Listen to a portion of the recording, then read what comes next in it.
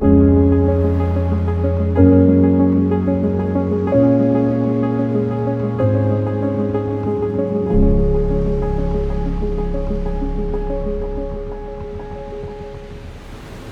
we don't know what to look for, we'll miss what we need to see. Just recently, my friend Mel was traveling with me to a speaking engagement. The hotel that we were staying at had very complicated parking, so we used the valet service. As we got ready to leave the hotel for the church, Mel went to the valet desk to request our car. Our rental car was ready to go by the time I came downstairs, so I hopped in, I got my things all situated, and I was messing with the air conditioning vents. Really thankful to have cool air on such a hot day, when I noticed Mel was having a really hard time getting the car into drive. So I glanced over to the middle console, which is where the gear shift was located. As I did, I noticed a golf ball that hadn't been there the day before when we picked up the car. And the gear shift, it didn't look quite the same. Come to think of it, as I looked around, there were a few things that were just off in this situation. I made the comment to Mel, "Hey, where did this golf ball come from?" At that moment, Mel got such a concerned look on her face. "Lisa, this isn't our car." "What?" I jumped out of the car and I started yelling, "Oh no, this isn't our car. That's our car," pointing to the car right behind us. There was a group of people on the sidewalk watching this whole ordeal, and they just started dying laughing. One of the women in the group said, "How in the world did you two make this mistake? These two cars don't even remotely look alike." And she was right. The car we had mistakenly gotten in, it was larger, sat up higher off the ground, and it was black. Our car was much smaller, lower to the ground, and it was a very light silver color. While I got busy transferring my stuff over to the correct car, Mel started talking to the valet guys. Then I noticed the owner of the vehicle we had almost stolen. He walked up to his car and he was checking these 3 golf bags in the trunk. Obviously, he and a couple of his friends had traveled to play at this beautiful course nearby. He was about to get into his car when Mel ran back to his car, opened up the driver's side back door and said, "Sorry, sir, I just have to get all of my stuff out of your car." He was so confused, and he was absolutely clueless how close that we had just come to stealing his vehicle.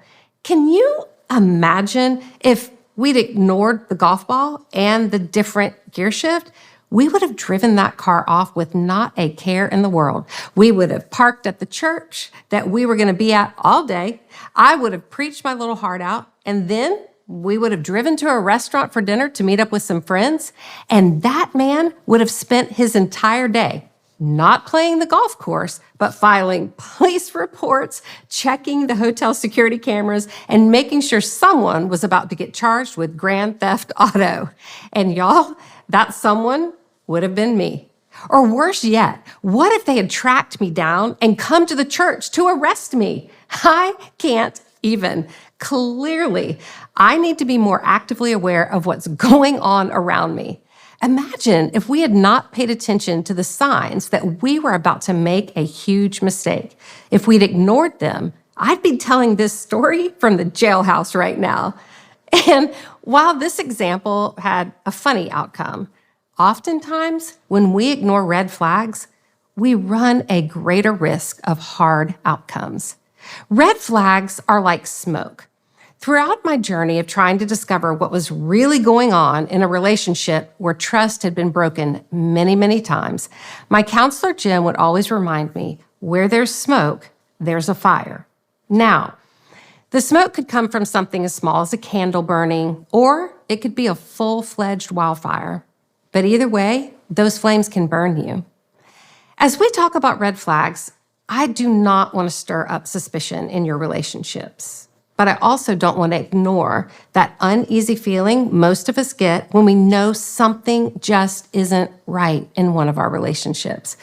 I have a very tender and discerning heart that can pick up on the slightest clues that someone near me isn't being fully truthful with me. Whether it's a friend acting off or I'm dealing with a full-blown breach of trust, when I ask what's going on and that friend says, "Nothing," all of the alarm bells go off in my head. When we feel something is wrong, but we're told nothing is wrong, that really is a tough dynamic that can deeply affect our ability to trust someone. That's when it's time to take a step back and pay closer attention to the red flags that I quite possibly have ignored or missed. In one of the chapters you read this week, I gave you a list of 11 red flags, and you can refer back to that. And I would encourage you to really spend some time unpacking and processing through the relationships where you feel something might be off. Let's briefly revisit those now so we have them fresh in our mind for the rest of the session. As I give you information about each of these red flags, I want you to write down any you feel that you may be tripping over with the people in your life. Okay, here we go. Red flag number 1, incongruity. This person wants people to perceive them in one way, but then they act in a completely different way. Their words don't match the way they actually live on a day-to-day basis. In other words, their insides, it doesn't match their outsides. Red flag number 2, inconsistency. This person makes you feel on edge because you never know what version of them you're going to get on any given day. Sometimes they're kind, but sometimes they're not.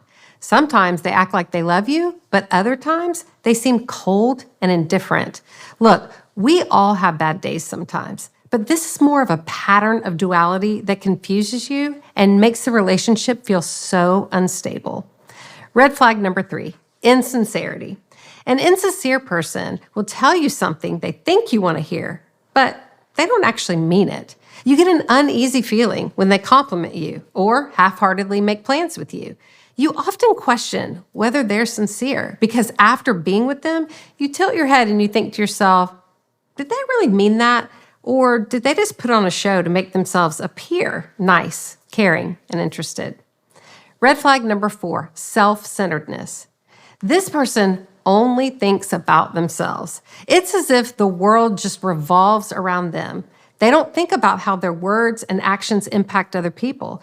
They can be thoughtless and rude, but when you address this with them, they'll say things like, well, I'm just being honest, or they accuse you of being too sensitive.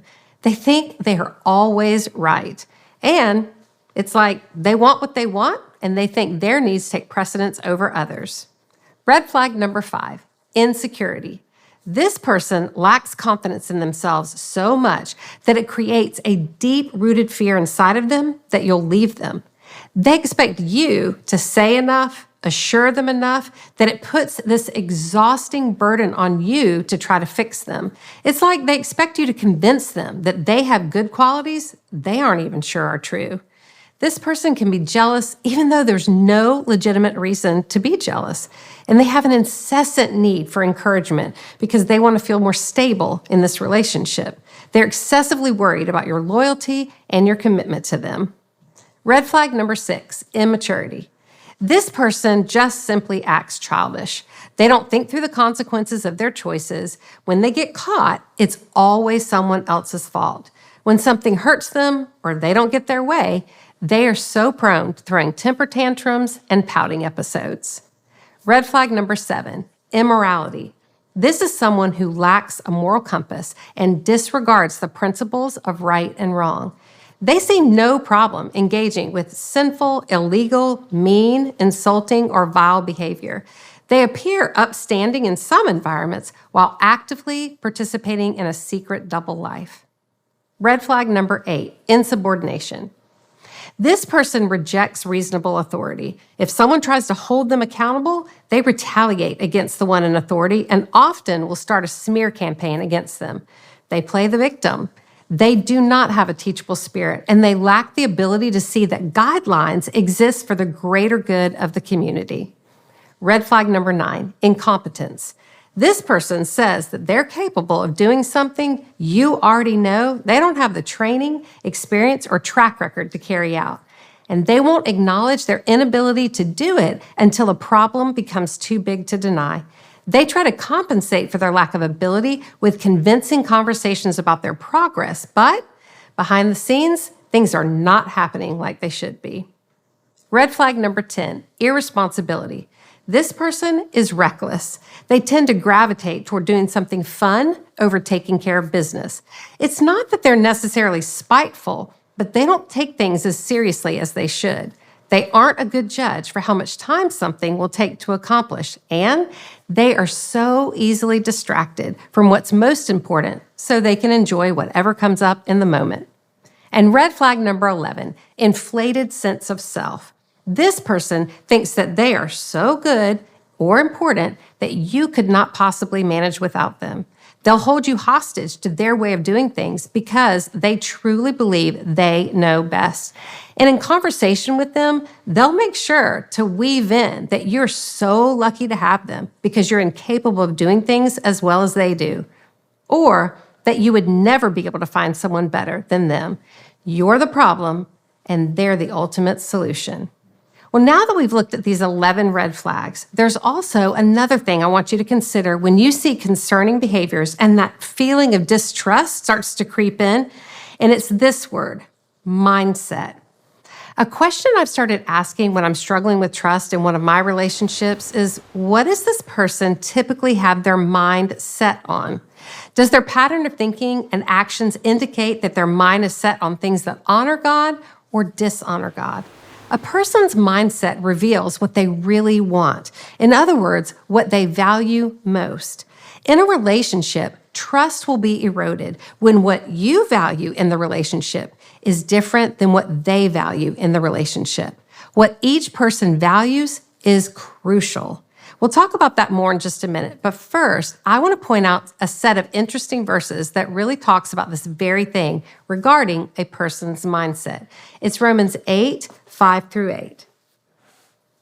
Those who live according to the flesh have their minds set on what the flesh desires, but those who live in accordance with the Spirit have their minds set on what the Spirit desires.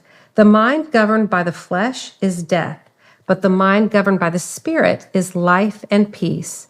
The mind governed by the flesh is hostile to God. It does not submit to God's law, nor can it do so.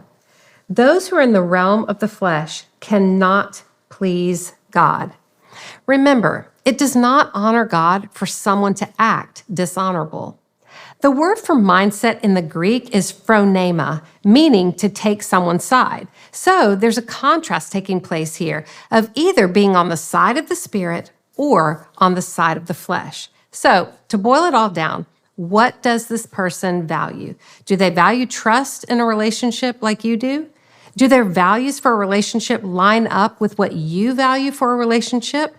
For example, if you value spending a lot of quality time together and they only want to connect every now and then, there's going to be a clash.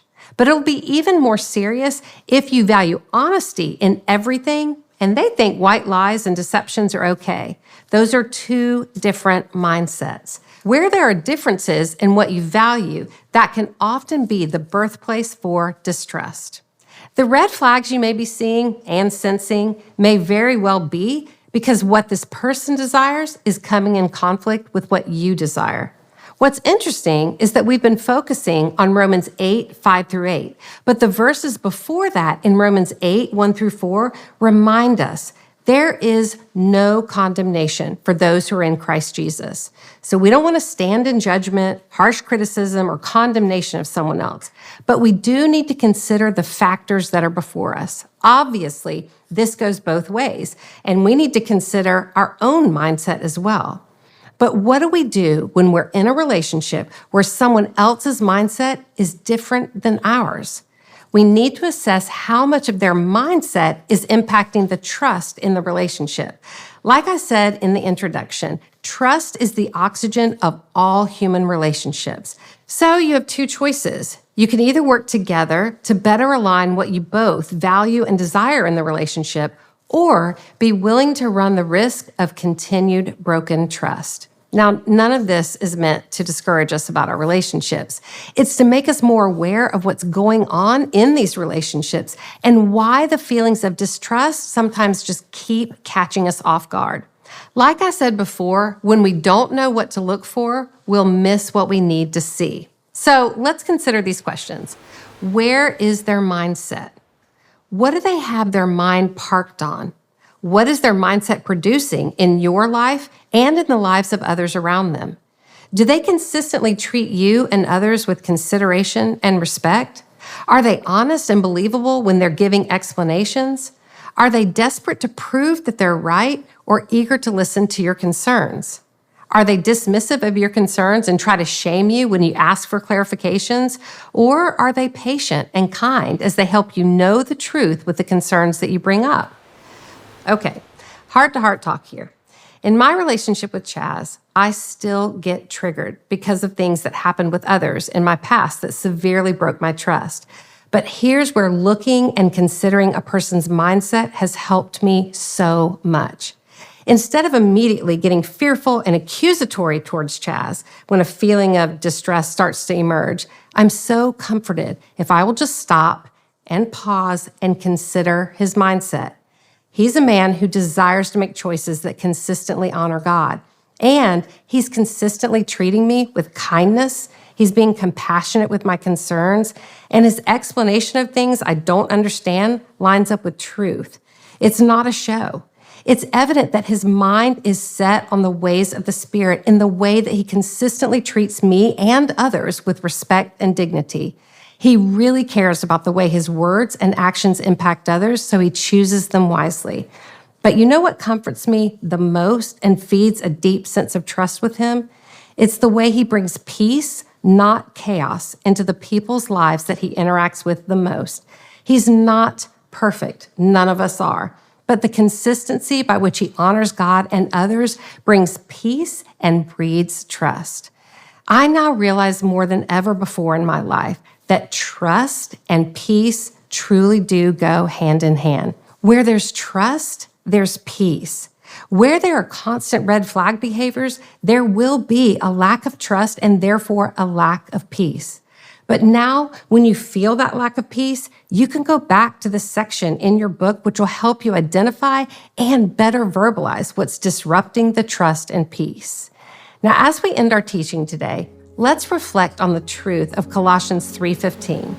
Let the peace of Christ rule in your hearts, since as members of one body, you were called to peace, and be thankful.